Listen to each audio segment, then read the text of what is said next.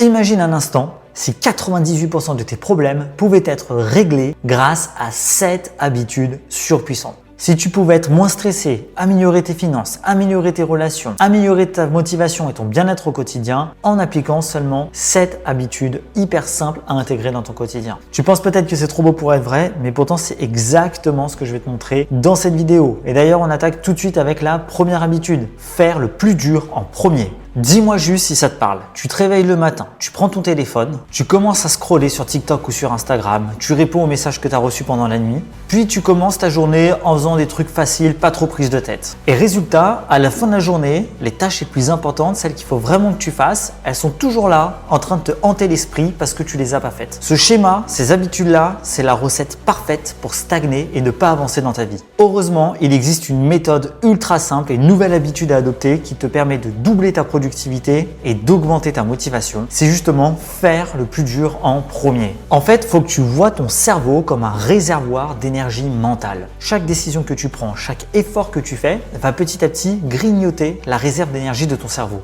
Donc en fait, si tu laisses les tâches les plus difficiles à la fin, ta réserve d'énergie va être au plus bas et ça va devenir quelque chose de monstrueusement dur à faire pour toi parce que tu n'auras plus l'énergie psychologique nécessaire pour faire ces tâches les plus dures. À l'inverse, quand tu fais les tâches les plus dures dès le début, eh bien ton énergie mentale, elle est au maximal. C'est-à-dire que tu as toute ta réserve d'énergie pour faire le plus dur en premier. Donc c'est beaucoup plus facile. Et ensuite, au fur et à mesure que ton énergie baisse, il te restera que des tâches faciles à faire, ce qui fait que tu pourras toujours les faire sans trop de difficultés. D'ailleurs, Barack Obama, quand il était au pouvoir, il appliquait lui-même cette stratégie. Il avait pour habitude de faire toujours la tâche la plus dure en premier. Parce qu'il savait que s'il laissait traîner les décisions importantes jusqu'à la fin de journée, eh bien la fatigue mentale et le stress allaient saboter la lucidité sur ses décisions. Par contre, il savait qu'en faisant les choix les plus cruciaux, les plus durs dès le matin, dès le début, eh bien il pouvait prendre ses décisions avec une clarté d'esprit maximale parce que son réservoir d'énergie était au plus haut. Donc, à partir de demain, voilà ce que je veux que tu fasses. Tu vas identifier la tâche la plus dure à accomplir, celle que tu dois vraiment faire demain. Que tu sois étudiant, que ce soit un exposé, que ce soit un devoir, que tu sois entrepreneur, peu importe ta situation, tu identifies ce que tu dois faire le plus important demain.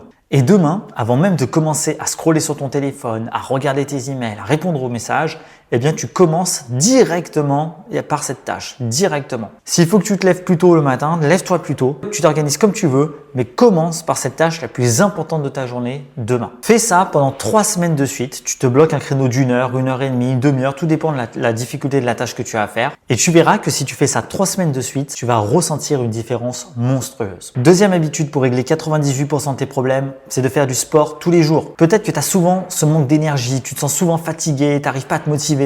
Et tu dis peut-être parce que ouais, je dors pas assez, j'ai une mauvaise alimentation. Bien sûr que ça joue, mais il y a une cause encore plus importante et c'est le manque de mouvement. Retiens bien ce que je vais te dire. L'être humain n'a jamais été conçu pour être sédentaire. Jamais. Notre corps, c'est littéralement une machine qui fonctionne à l'énergie cinétique. Ça veut dire que plus tu bouges, plus tu génères de l'énergie. Inversement, plus tu es sédentaire, plus tu t'éteins petit à petit. Et si tu veux le meilleur dans tout ça, c'est que tu n'as même pas besoin de passer des heures et des heures à la salle de sport. Même une activité courte et bien pensée peut littéralement rebooster ton cerveau et ton corps. En fait, faire du sport, même 15 minutes par jour, ça a un effet exponentiel sur ta productivité, sur ta santé et sur ton bonheur. Déjà, tu as un boost immédiat d'énergie d'environ 20% selon les études. Aussi, quand tu bouges, ton cerveau produit du BDNF. Qu'est-ce que c'est que ça? C'est tout simplement une petite molécule qui va te créer de nouvelles connexions neuronales et améliorer ta mémoire. En plus, tu le sais, le sport, c'est un antidépresseur naturel parce que tu sécrètes des endorphines, de la dopamine et de la sérotonine.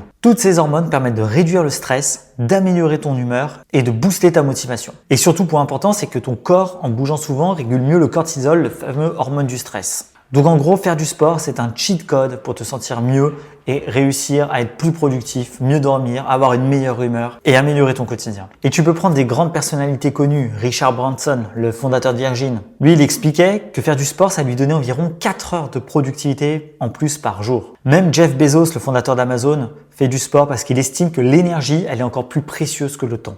Donc c'est pas un hasard. toutes les personnes qui réussissent, elles ont compris que leur corps, c'est leur premier outil de performance. Donc il faut en prendre soin. T'as pas besoin de faire des marathons, t'as pas besoin d'aller 3 heures à la salle de sport. Tout ce qui compte, c'est choisir une activité sportive qui te plaît et être régulier. Donc par exemple, pour enclencher une nouvelle habitude, si jamais tu fais pas trop de sport, tous les matins, tu vas simplement bouger 5 à 10 minutes. Que ça soit une petite marche, que ça soit quelques pompes, que ça soit quelques exercices d'étirement, ce que tu veux, tu vas juste bouger ton corps 5 à 10 minutes tous les matins. Ensuite, essaye parallèlement, si tu n'en fais pas encore, de trouver un sport qui te plaît. Ça peut être la muscu, ça peut être le footing, le yoga, le judo, ce que tu veux. Et la clé, c'est de rendre ça facile. C'est-à-dire qu'il faut que tu puisses facilement te rendre à cette activité. Donc, cale-la à un moment dans ton emploi du temps où tu n'auras pas une activité qui risque de déborder sur ce créneau sportif que tu te réserves.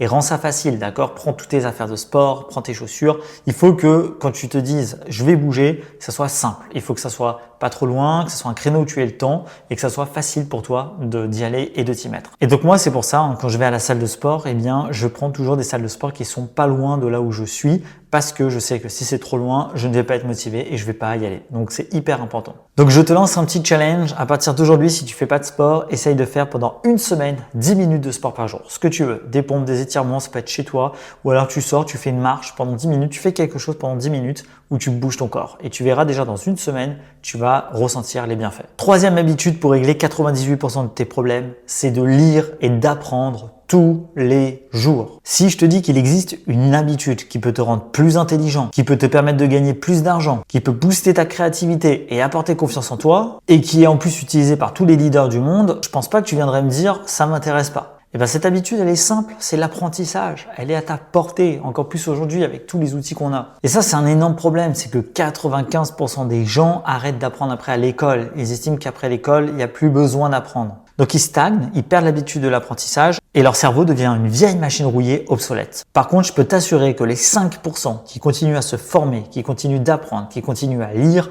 eh bien eux, ce sont ceux qui dominent leur domaine. Ce sont ceux qui ont les meilleurs postes, ce sont ceux qui arrivent à lancer leurs projets, qui arrivent à évoluer vers une vie qui leur plaît, quel que soit le style de vie qui leur correspond. Donc ça aussi, c'est un cheat code si tu veux changer de job, par exemple, que tu vas apprendre de nouvelles compétences. Et d'ailleurs, moi, pour t'aider à apprendre gratuitement, je t'ai mis dans la description un pack de ressources gratuites, plein de guides qui t'aident à lancer ton activité en ligne. C'est juste en dessous dans la description. Tu as juste à cliquer sur le lien, rentrer ton email et tu reçois tout ça immédiatement. C'est 100% gratuit. Et en plus de ça, ça va t'aider si jamais tu veux lancer un business en ligne, changer ton job, changer ton quotidien, à mettre le pied à l'étrier et à développer ton activité. Donc, les avantages d'apprendre, c'est que ça améliore tes connexions neuronales. Une étude d'Oxford a montré plus précisément que ça améliorait ta concentration, ta mémoire et ta prise de décision, donc des compétences quand même qui sont utiles au quotidien.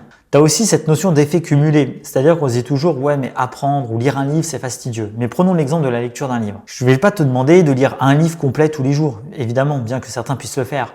Mais si tu prends juste l'habitude pendant 1 an de lire 10 pages par jour, 10 pages, ça se lit en 10 minutes, un quart d'heure, ça représente une moyenne de 18 livres par an. Je ne sais pas si tu réalises 18 livres par an que tu peux lire simplement en prenant 10 minutes par jour à lire 10 pages. Imagine si chaque année tu arrives à lire 18 livres, l'avance que tu peux prendre sur la plupart des gens. Imagine si là, en 1 an, tu arrives à lire 18 livres sur un domaine de compétences sur lequel tu as envie de progresser. Imagine la différence que ça ferait.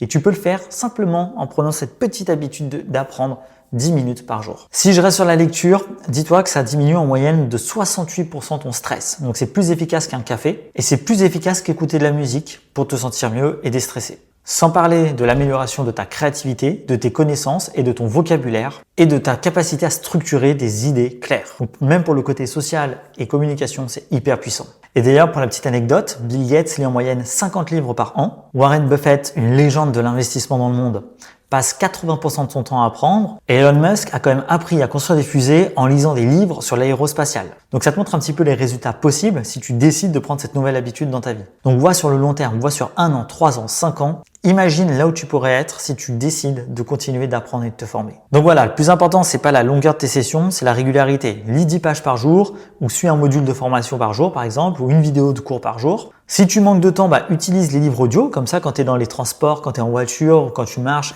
tu peux quand même apprendre, tu peux quand même écouter. N'hésite pas à prendre des notes aussi. Même si c'est qu'une idée clé que tu retiens du livre, essaye de la noter. Comme ça, tu te fais un petit carnet de notes et tu reviens dessus facilement. D'ailleurs, si ça t'intéresse, j'ai fait une vidéo sur mon système de prise de notes personnelle et comment je retiens tout ce que je lis. C'est un framework en 3 étapes. Je vais te mettre le lien ici quelque part pour que tu puisses aller voir cette vidéo si ça t'intéresse. Et puis surtout, trouve le format avec lequel tu es plus à l'aise pour apprendre. Si la lecture te saoule et que tu préfères les vidéos, apprends en vidéo. Si tu préfères des shorts, des vidéos d'1 minute pour apprendre, apprends avec des vidéos d'1 minute. Peu importe, d'accord? Mais fais rentrer du savoir dans ton cerveau. C'est ça le plus important. Quatrième habitude pour régler 98% de tes problèmes, c'est de te lever et de te coucher à des heures fixes. Le sommeil, c'est hyper important. Si tu te réveilles tous les matins et que tu as du mal à te mettre en route, c'est sûrement parce que ton rythme de sommeil est complètement chaotique. Le secret, c'est quoi? C'est la routine, parce que ton cerveau adore la routine. Le problème de quand tu te couches à des heures ou que tu te lèves à des heures irrégulières, c'est qu'en fait, ton cerveau est complètement déréglé. Ton énergie, elle devient instable, alors qu'à l'inverse, un cycle de sommeil stable, ça va te donner un boost d'énergie naturel tous les jours. Alors pourquoi? Tout simplement parce que ton cerveau fonctionne avec ce qu'on appelle un rythme circadien. Donc en fait, si le rythme n'est pas régulier, ça génère de la fatigue parce que ton cerveau ne sait plus quand activer les hormones de repos ou les hormones d'énergie. Donc tu te retrouves à être un petit peu grognon, avoir des gros pics de sommeil durant la journée et du coup, tu as beaucoup plus de mal à être productif. Alors que quand tu te couches et que tu te lèves à la même heure à chaque fois, ton cerveau s'adapte, il a des points de repère et il sait exactement quand enclencher les hormones d'énergie et quand enclencher les hormones de fatigue. Donc tu finis finalement par te lever de manière naturelle, sans stress, même sans réveil. Moi, je me réveille sans réveil, même quand j'ai des contraintes le matin, je ne mets plus de réveil parce que j'ai un rythme régulier et parce que mon cerveau, je sais très bien qu'il va me réveiller au bon moment. Donc ça peut littéralement t'aider à te passer de réveil. Et par exemple, Tim Cook, le PDG d'Apple, lui, il se lève à 4 heures tous les matins, même le week-end, pour pas perdre son rythme et avoir vraiment ses heures régulières. Et c'est un exemple parmi tant d'autres. Mais toutes les personnes qui réussissent, qui font des grandes choses dans leur vie, ou en tout cas qui sont accomplies, ne laissent pas leur sommeil au hasard. Ils le maîtrisent. Et c'est normal. Le sommeil, c'est ton réservoir d'énergie. Si tu en prends pas soin, tu vas être éclaté toute la journée et tu vas rien pouvoir faire. Donc, à partir de maintenant, ce que j'aimerais que tu fasses, c'est que tu choisisses un horaire stable le matin pour te lever et un horaire stable le soir pour te coucher. Et un horaire que tu vas même tenir le week-end. Si possible, essaye d'éviter les écrans 30 minutes avant de dormir. C'est-à-dire que si tu veux répondre à des derniers SMS le soir ou faire un dernier scroll TikTok ou ce que tu veux, prévois de le faire 30 minutes avant de te coucher. Et les 30 dernières minutes, par exemple, prends-les pour lire les fameuses 10 pages du livre ou pour apprendre quelque chose. Et pour t'aider aussi à reprogrammer ton horloge interne si ton sommeil c'est n'importe quoi, dès que tu te lèves le matin, expose-toi à la lumière du jour. Donc va près de ta fenêtre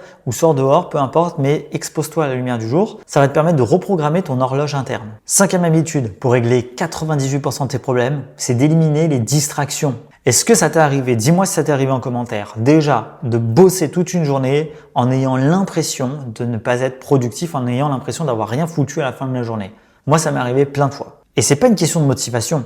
C'est juste parce que tu as été constamment interrompu. Il n'y a pas pire que les interruptions. Et on sait, toi et moi, que tu le fais. C'est-à-dire que tu as ton portable à côté de toi et puis d'un coup, boum, ça s'allume. Tu vas regarder tes notifications ou tu vas checker tes emails. Tu vas répondre aux messages de ton pote, de ton copain, de ta copine. Ou alors, tu vas voir Instagram qui va s'allumer ou TikTok ou je ne sais quoi et tu vas, prendre ton téléphone et tu vas céder tout simplement. Je vais te dire un truc qui va peut-être te faire prendre conscience qu'il faut arrêter ce comportement.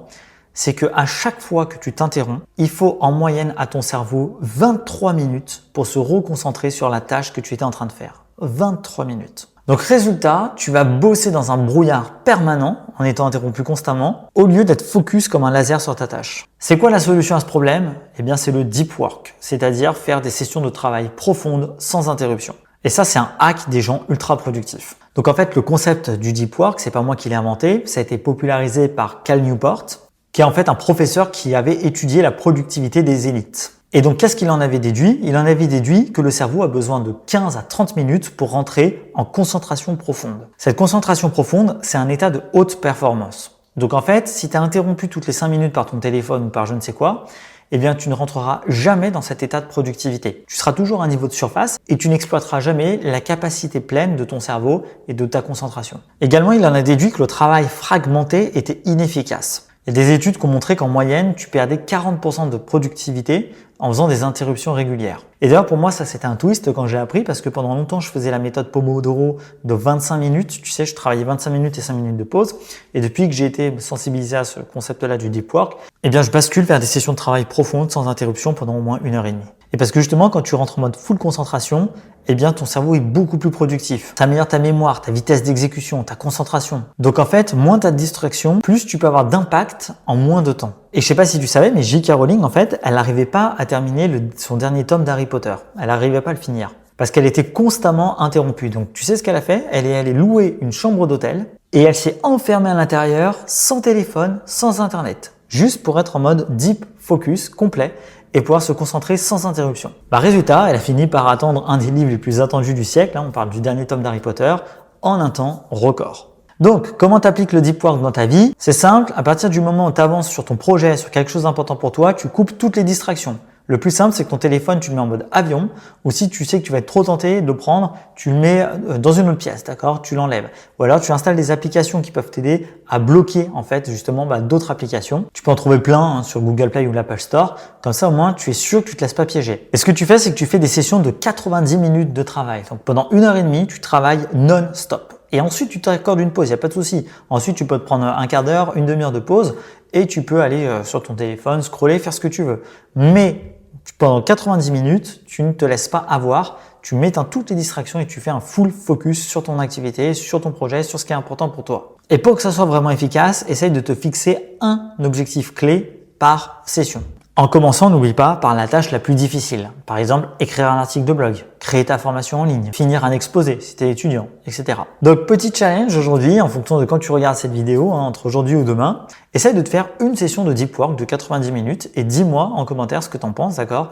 Me dire si ça t'a aidé ou pas. 6e habitude, c'est d'exprimer de la gratitude chaque jour. Exprimer de la gratitude, ça permet quoi? Ça permet d'améliorer ta confiance en toi, ça permet de réduire ton stress, ça booste ton humeur et ça t'attire plus d'opportunités positives parce que tu rentres dans un état d'esprit positif. C'est la fameuse loi de l'attraction. La gratitude, c'est un super pouvoir. En fait, ton cerveau, faut bien comprendre qu'il est programmé pour détecter les problèmes et les menaces. C'est ton instinct de survie, c'est normal. Le problème, c'est que ce biais naturel qu'on a te pousse toujours à voir le mauvais, tout ce qui ne va pas, au lieu de mettre le focus sur ce qui va bien. Et justement, quand tu pratiques la gratitude, tu aides à reprogrammer ton cerveau pour se focus et se concentrer sur le positif. Le résultat, c'est quoi? Eh bien, c'est une diminution du stress et de l'anxiété, une augmentation du bonheur, ça améliore tes relations sociales parce que pratiquer la gratitude te permet d'être plus positif et de mieux apprécier les autres. Et puis, tu es plus productif parce que tu as un esprit beaucoup plus résilient. Et tu connais sans doute Oprah, je sais jamais comment on prononce son prénom, Winfrey, qui est donc l'une des femmes les plus influentes du monde aujourd'hui.